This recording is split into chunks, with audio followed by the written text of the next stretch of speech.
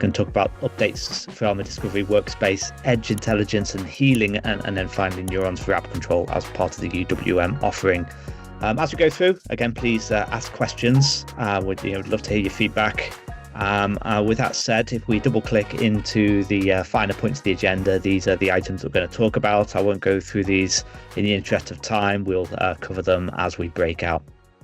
Really, the first item to cover in here is the platform section, and let's go and jump straight in. So the first thing to talk about is non-persistent VDI support. So non-persistent VDI support, in use, many of our customers are using non-persistent VDI somewhere in the environment, and up until this point, again, we've had support for that in many of our kind of legacy on-prem products.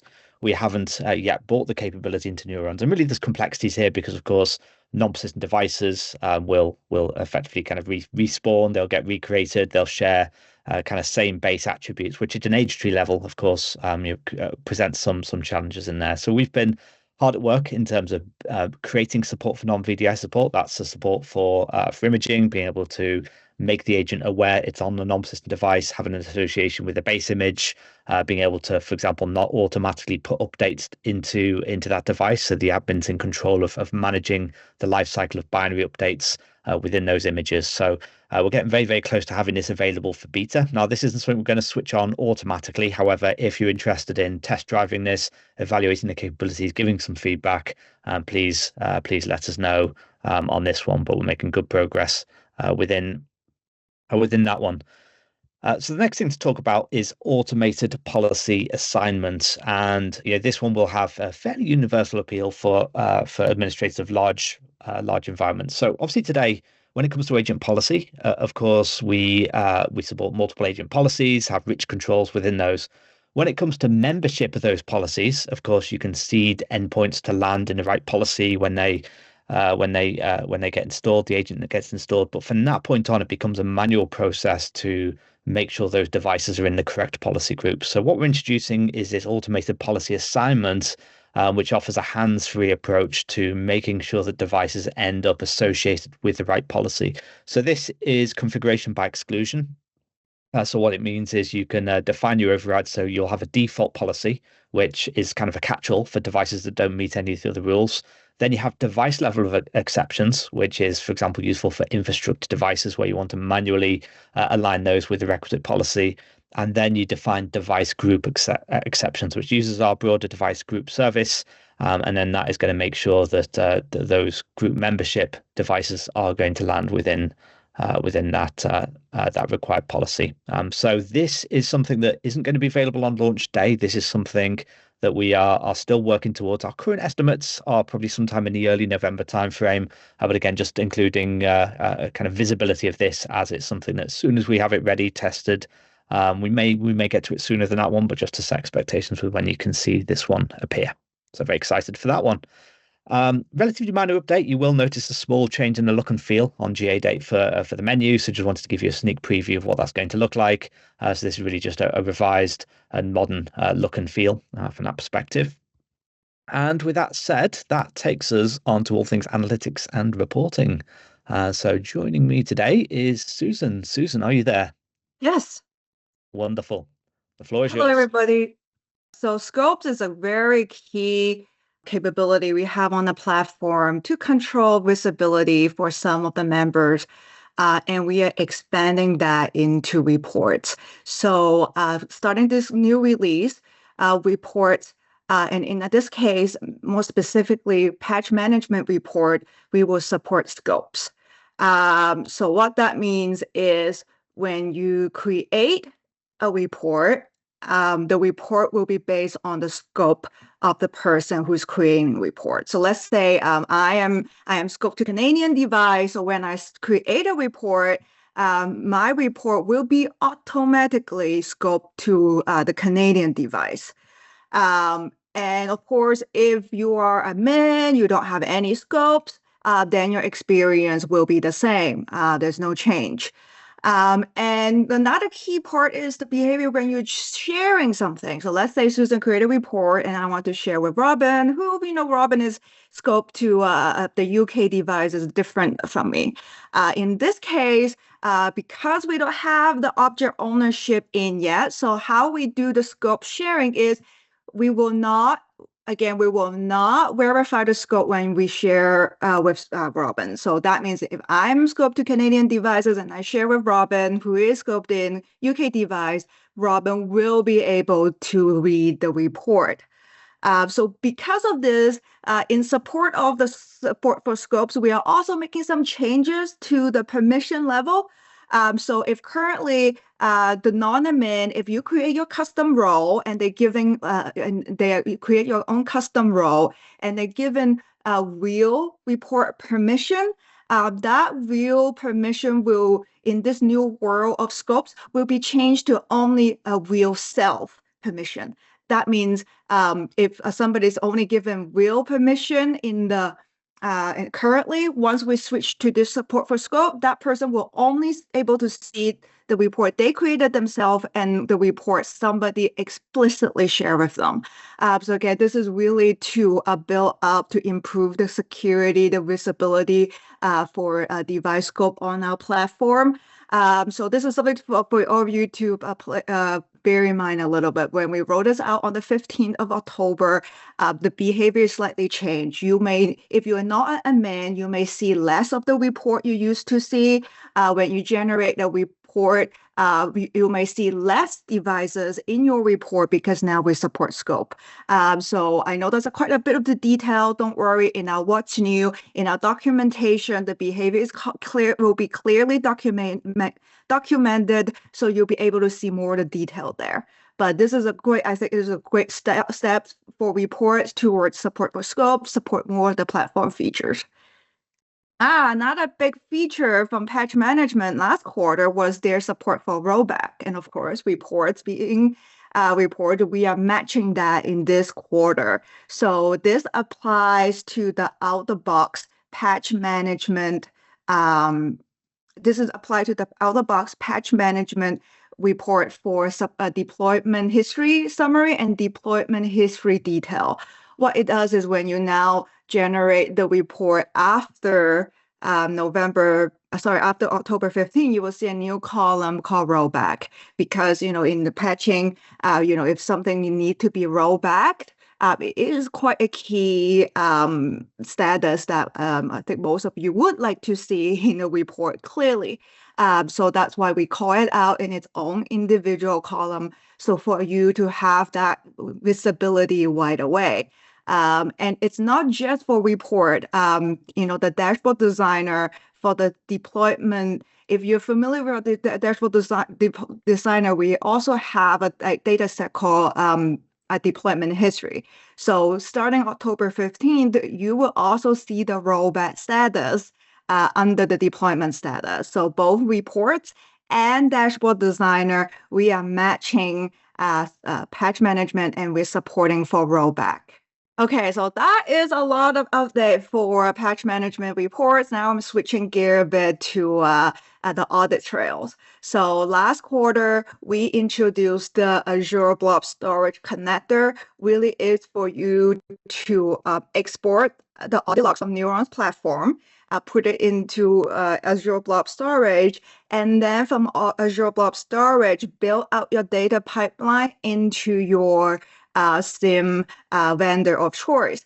Of course, this quarter, we're taking that to the next step. We are building a outbound connector specific for SIEM for Splunk Enterprise using the HEC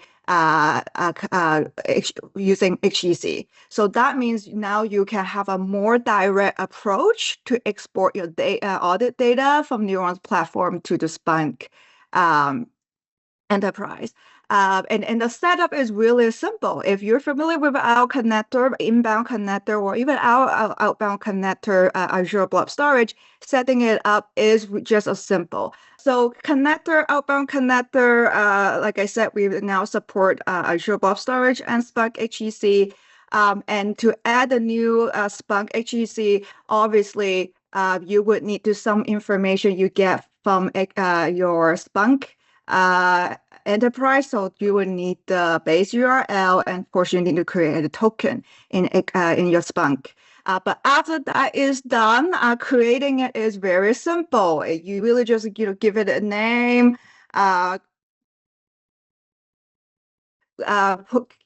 copy and paste in the Spunk URL, the token. You can choose how often the data is synced, and our option is between 30 minutes, 45 minutes, and 1 hour. And we have the ability to test the connection before you save. Unfortunately, I think the token I have for demo had expired, so I won't be able to show you how it looks like after you test the connection. But it really, if your connection, your URL and token is accurate, is correct, you test the connection, you'll see a beautiful green check mark, and then you can save. It really is that few little step, and you'll be able to directly export your audit log from Neurons platform into your Spunk enterprise via the HTTP, the HTTP event collector. Yeah, audit trails, of course, has been a journey for us, and thanks, Susan.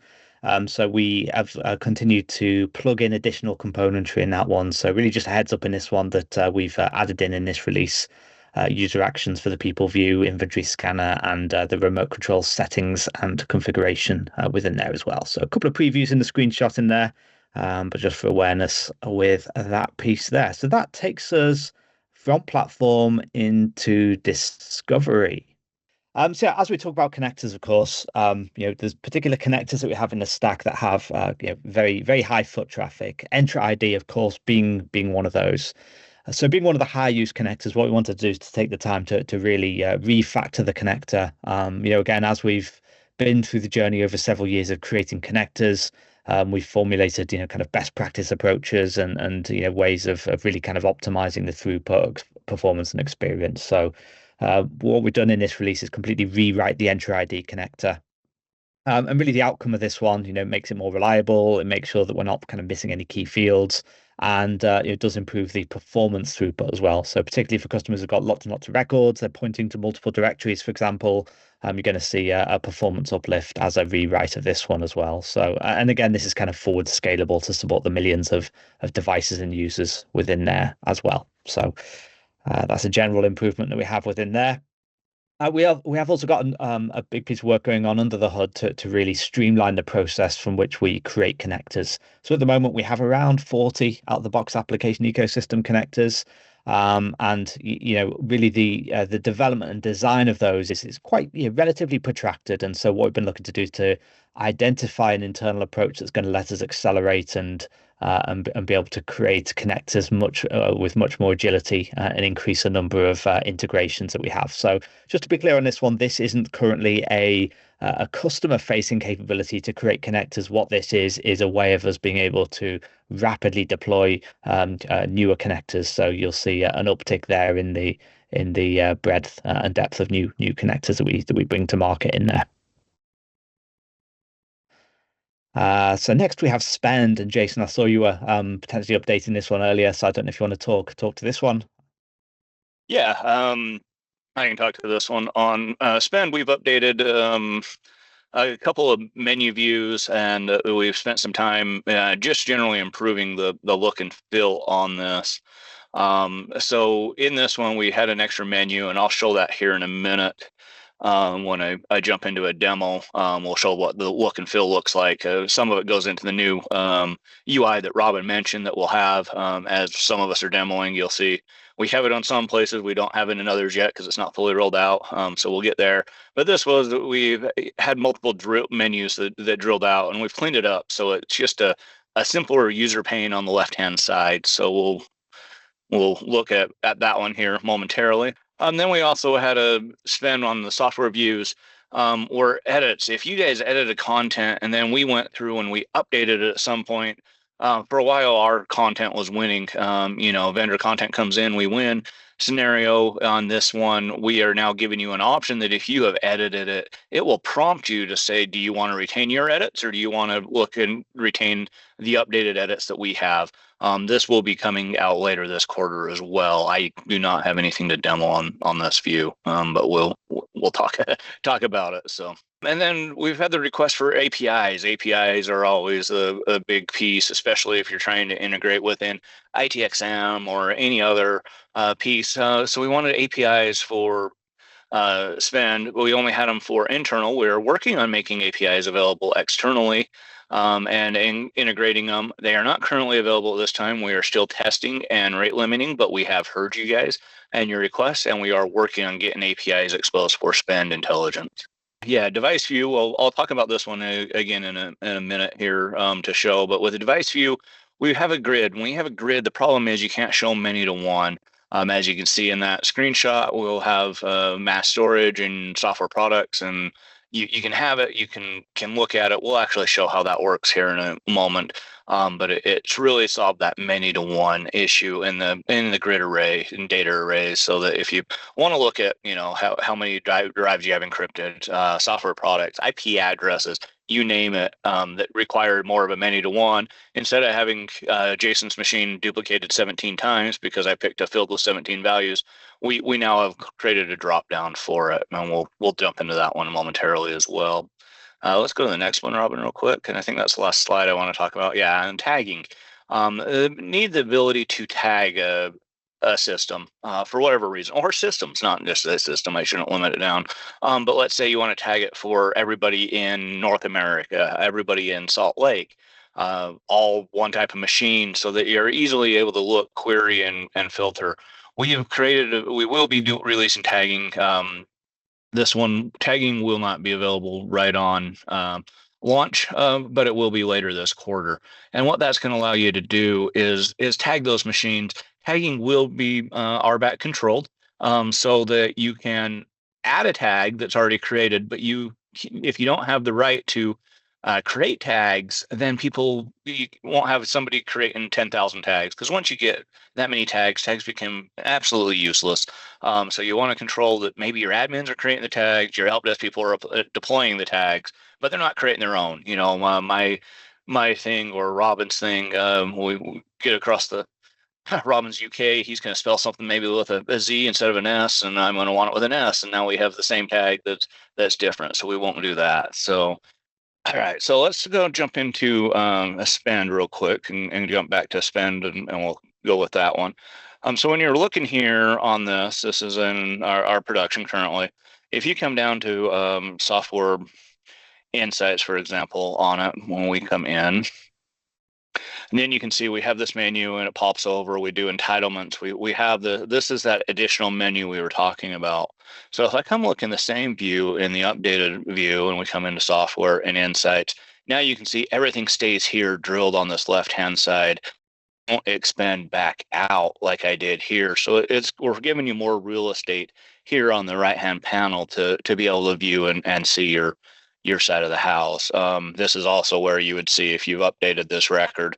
For example, we would give you the option on that to review and check in on it. This demo tenant does not have any of that information. So it's just easier. Your back is right there. So it's just a cleaner look and feel than it was over here where you had this extra menu, and then I had to back out here if I wanted. It did suppress it a little bit, but it wasn't solid. So we've taken care of that one on that.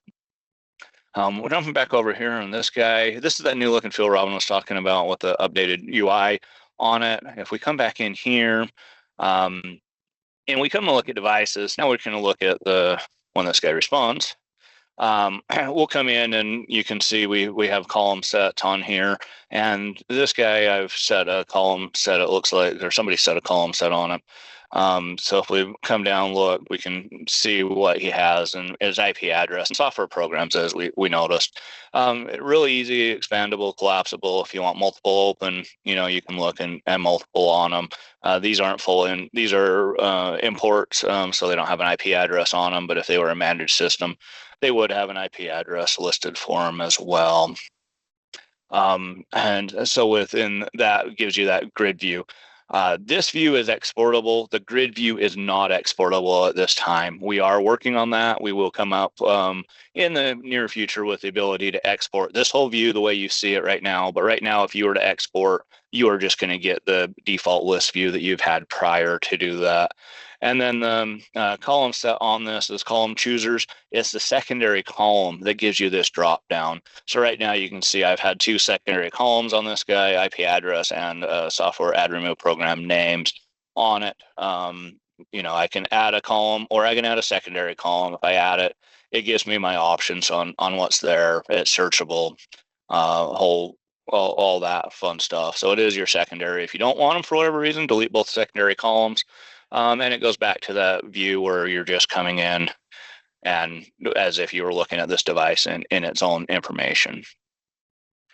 And then tagging. If we come back into here, tagging would be if I wanted to, we'll click on these three, and I can come up here to actions and I can do a tag, and I can add tag or remove a tag. If I had a tag, it would show up here.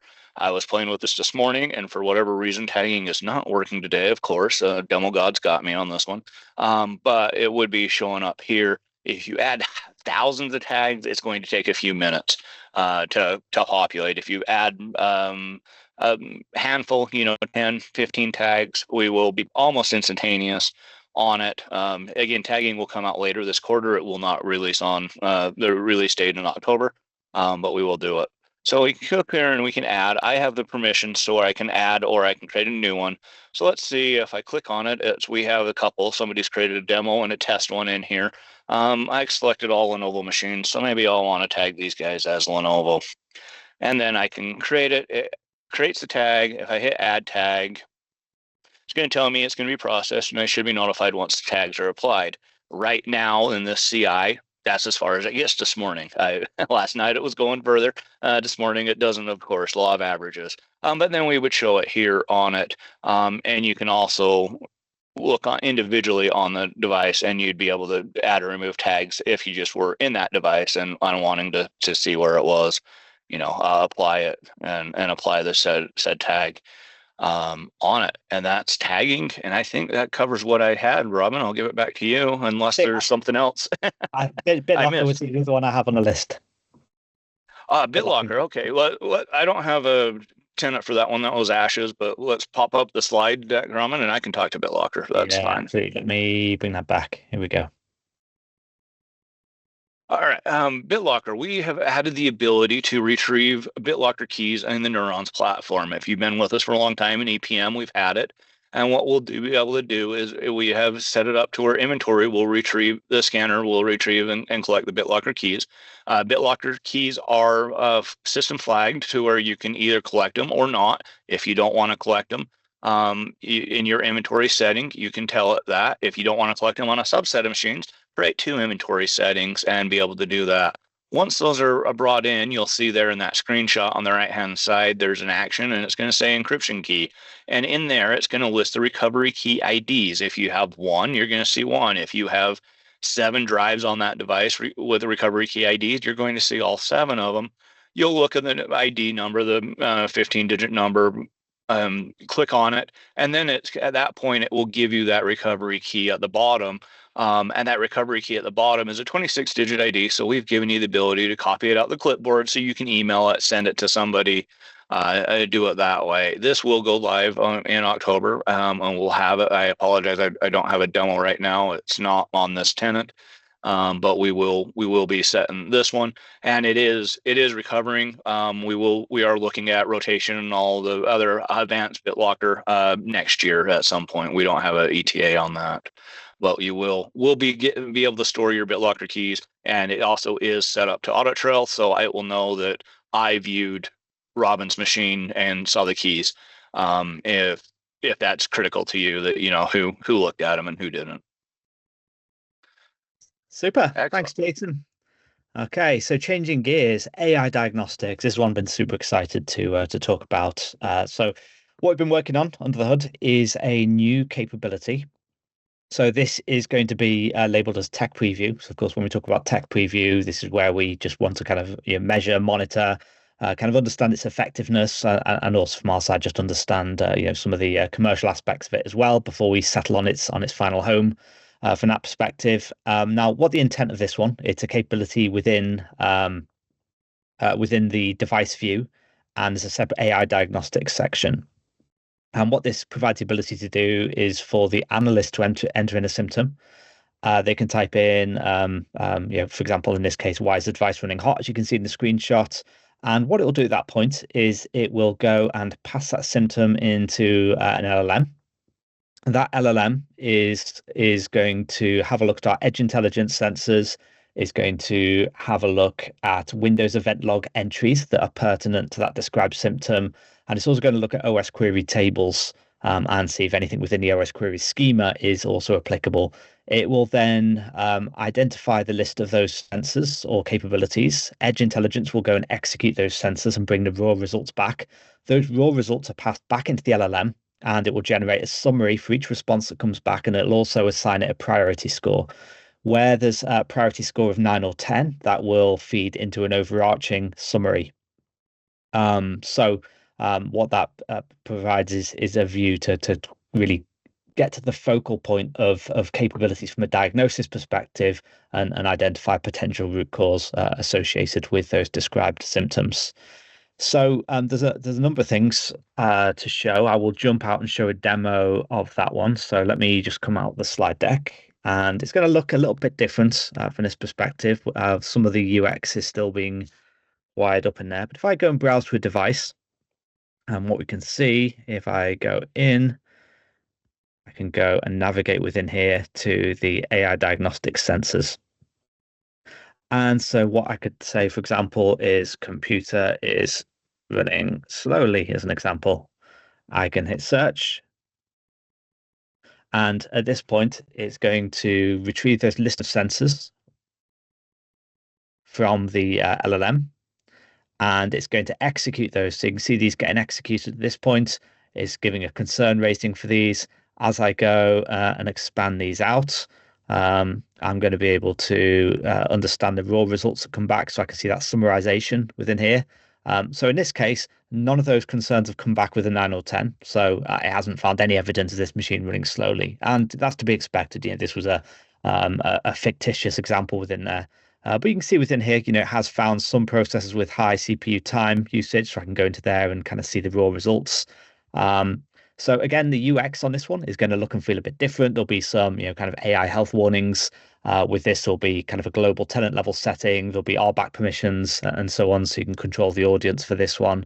But yeah, certainly looking forward to getting this turned on, some early access. So if this is something that you want to get access to once we've performed our internal validation and everything checks out, then do let us know. So a few questions in here. What LLM we're using? So this is using Azure OpenAI GPT. So off the shelf, it's not a custom model for that one. We're using the Azure OpenAI GPT 4.0 at this point to power this feature. So the next thing to talk about is scope support in bots. So again, Jason or Susan, sorry, alluded to the broadening of the scope service, and we've continued that into bots. So our initial phase of our scope support in bots is really, for one, a belt and braces approach from the people and device views. So where you have published bots out to those views, rather than just piggybacking off the view with the where the custom actions are bubbled up, they actually now go through the bot's scoping service. But the key part where you notice the difference within here is where you are in the bots feature and you go to perform a run now on a bot, that will now be a scope aware experience. So there's one exception to that, which is where the bot is running as part of a schedule. So a schedule will still run globally at this point, but we will be looking at that behavior in a future release.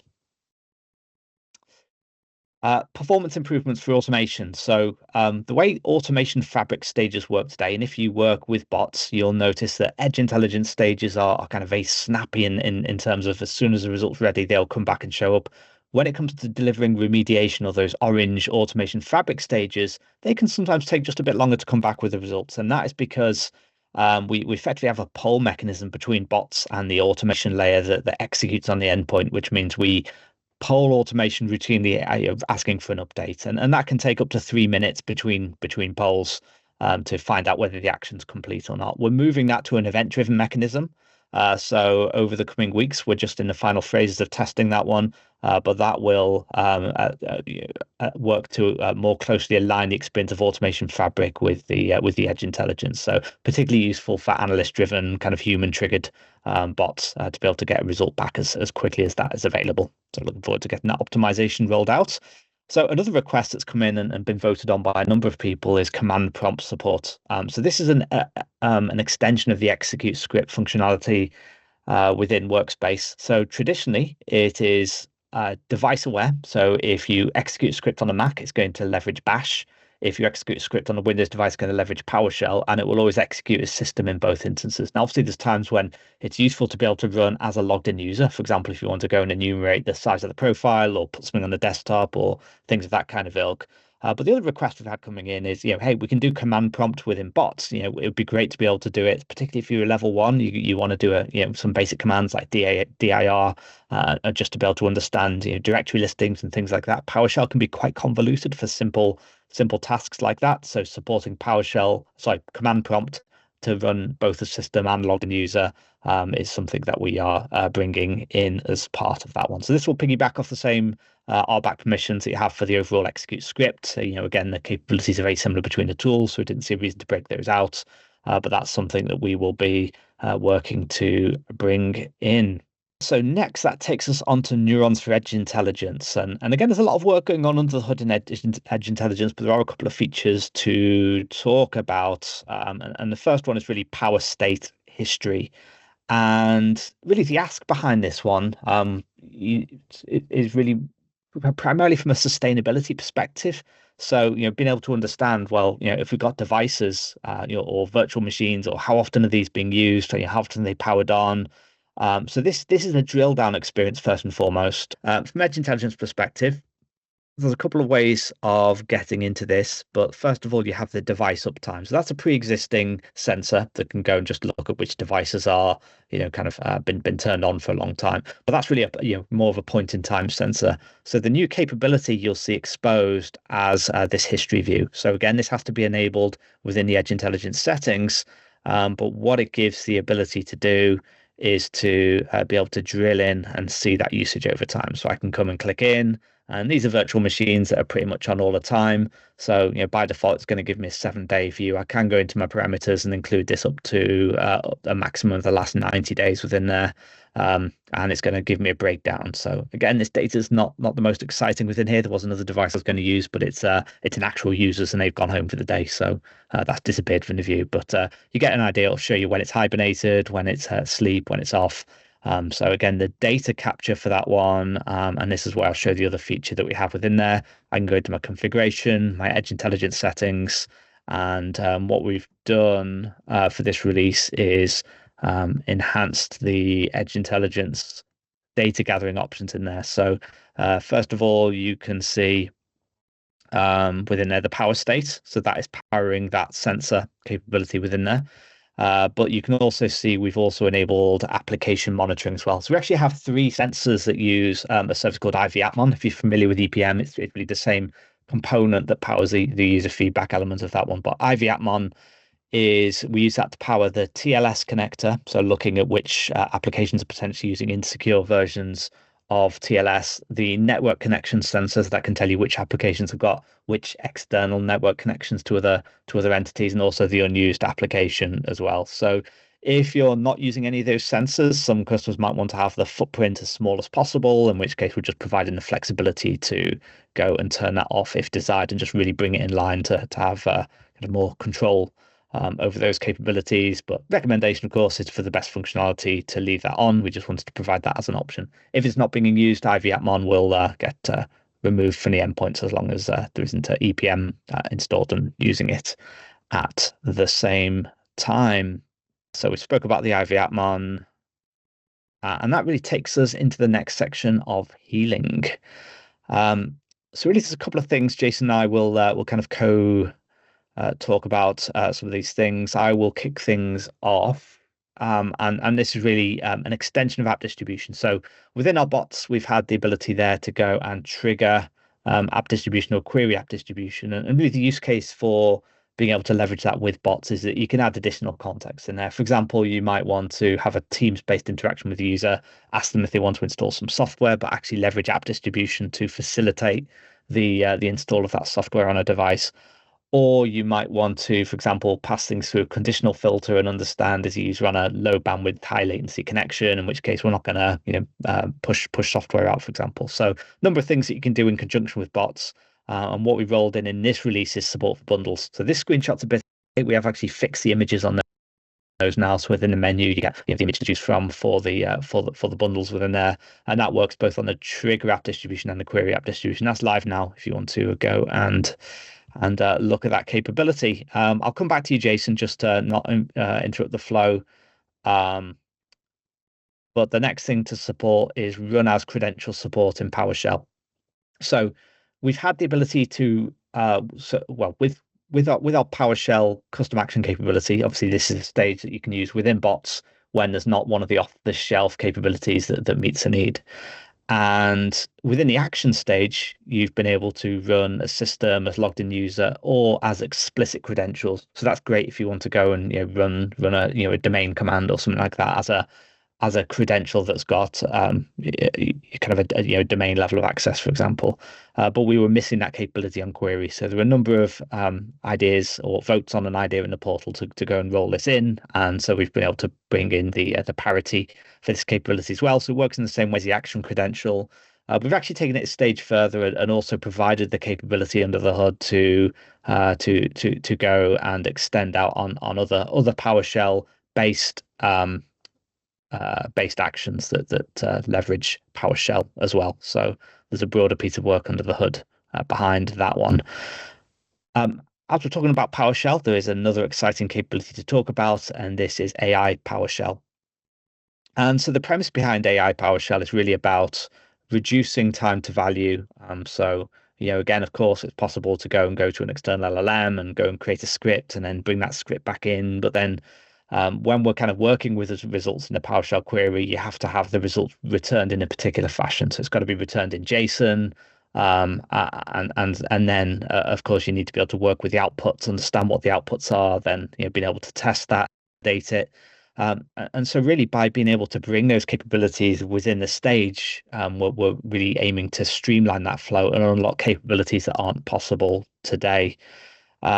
So if I, again, jump out of the slides, and I'm going to show an example of this one and how it can be used. I'm just going to go across to a slightly different tenant here.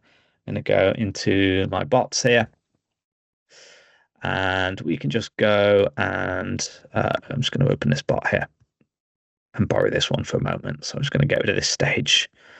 So if I go down to my new and updated, I can get my PowerShell AI, and I'm going to go and connect this in. And before I do anything, I'm just going to create an input into here, and I'm going to call it, for example, file name. I'm going to make sure this is a text or string. I'm just going to remove this input for now. Now, within the PowerShell AI, what I can do is I can go and enter a prompt. So I could say, for example, look for files matching the input file name and include full path and modified date for matches. Now, I've asked here for an input. What I've not done here is added the input. So in here, I can input the file name, for example. We can just call it file name. And then I'm going to tell the AI what I want to use this for. So I can say this is used to specify the file name to recursively search for across all drives.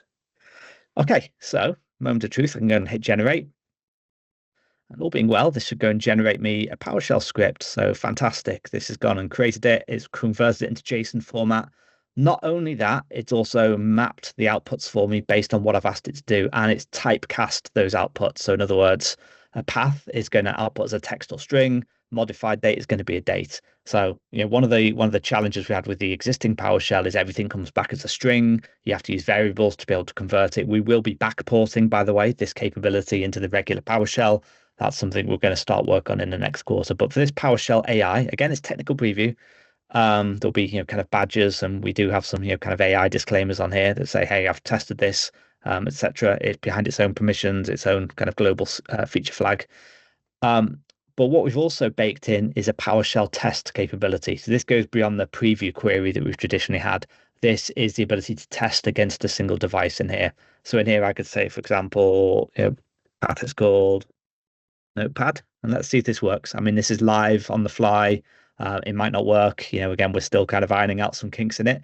But what you'll see, this is that ability to go and test a stage in isolation, test it against a single endpoint, confirm it brings back the right data that you want, be able to validate the results, and then you're able to use that within the bot. So this is really kind of a stepping stone capability for us. We've got lots more things planned beyond this one.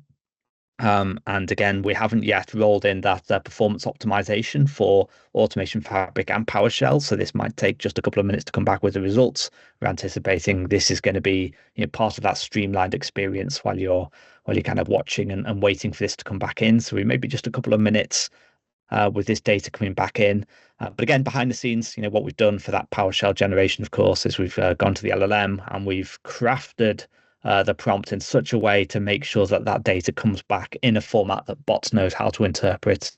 And we've effectively used that information as well to be able to set those outputs accordingly. So really taking all of that complexity out of interacting with an LLM, making sure you've got consistency and then a high rate of success in terms of being able to match the appropriate values through. So as I run this, it has come back with a green tick, which is a relief.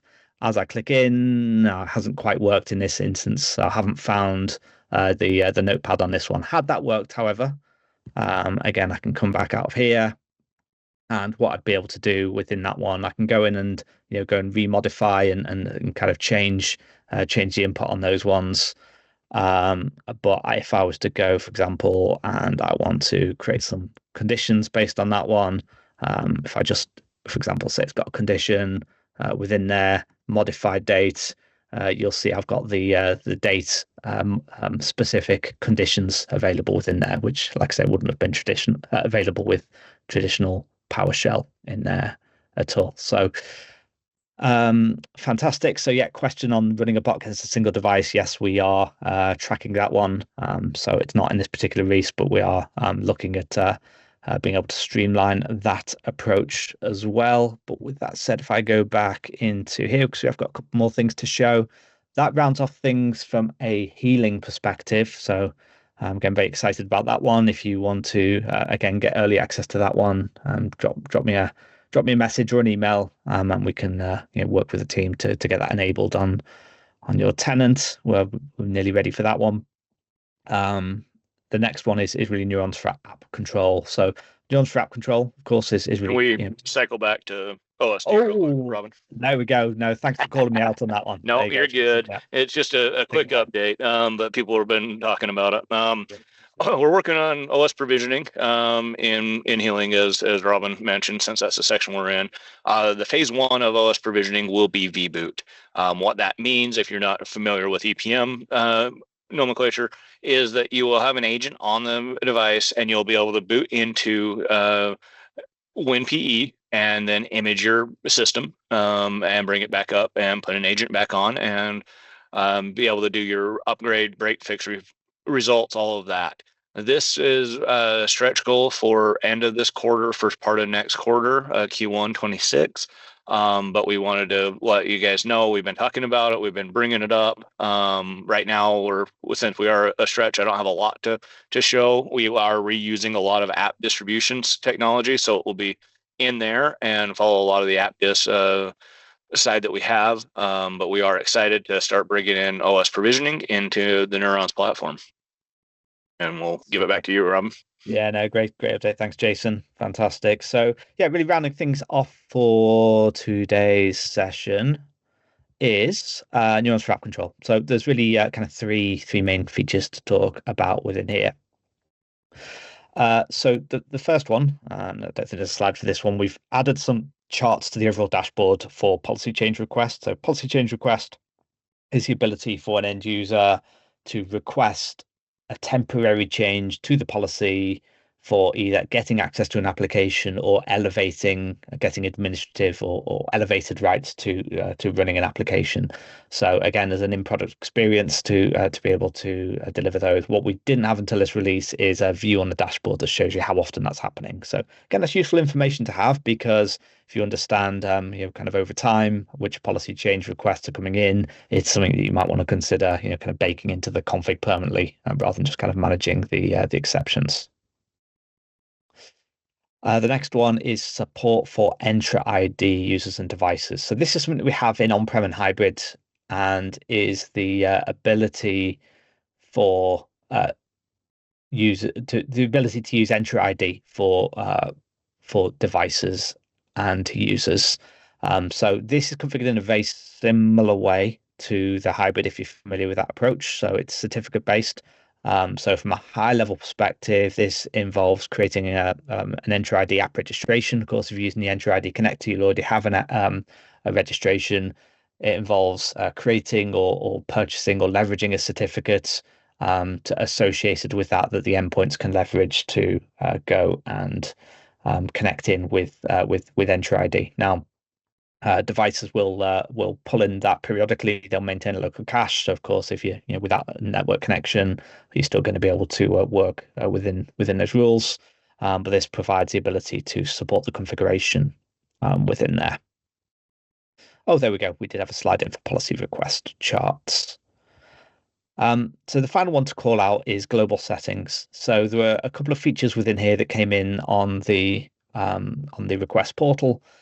So one of the things was, by default, app control will deny executable files that are on removable media. But in some cases, of course, you want to be able to create rules and allow those.